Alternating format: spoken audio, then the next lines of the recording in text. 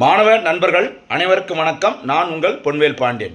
இந்த பதிவில் நம்ம ஒரு முக்கியமான பதிவு பார்க்க போறோம். என்ன அப்படின்னு சொல்லி பார்த்தீங்கன்னா, எம்பிசி இந்திய ரிசர்வ் வங்கியோட மானிட்டரி பாலிசி கமிட்டியோட முக்கியமான அறிவிப்புகள். இந்த எம்பிசி அப்படிங்கிறது நிதியியல் கொள்கை குழுன்னு சொல்லுவாங்க.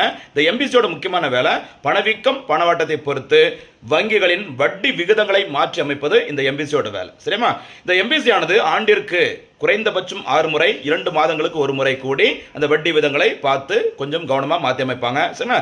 இந்த எம்பிசியோட சமீபத்திய கூட்டம் நடைபெற்றது. இந்திய ரிசர்வ் வங்கியின் தலைவர் சஞ்சய் மல்கோத்ரா அவர்கள் தலைமையில். ஓகேவா?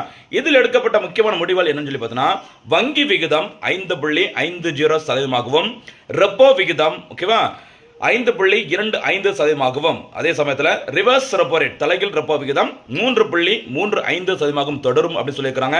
அதே மாதிரி ரொக்க இருப்பு விகிதம் என்று அழைக்கப்படும் இந்த கேஷ் ரிசர்வ் ரேஷியோ CRR 3% 3% தொடரும்.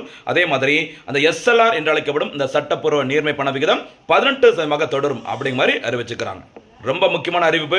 ஷார்ட்டாக நோட்ஸ் கொடுக்க நினைக்க வேண்டாம். ஆனால் அதில் அவ்வளவு முக்கியமான இன்ஃபர்மேஷன் இருக்குது. நம்முடைய ஒர்க் பிடிச்சிருந்தனா லைக் பண்ணுங்க, கமெண்ட் பண்ணுங்க. சரிங்களா? இன்றைய பதிவிற்கான கேள்வி, மானிட்டரி பாலிசி கமிட்டி எம்பிசியின் தலைவர் யார்? அந்த எம்பிசியில் மொத்தம் எத்தனை உறுப்பினர்கள் இருப்பாங்க? அடுத்த 3வது கேள்வி, தற்போது SLR விகிதம் எத்தனை சதவீதமாக உள்ளது? இந்த SLR அப்படிங்கிறது ரொம்ப வருஷமாவே ஒரே சதவீதமாக இருக்குது. அது எத்தனை சதவீதம்? இதற்கான பதிலை கரெக்டாக கமெண்ட்ல சொல்லுங்க.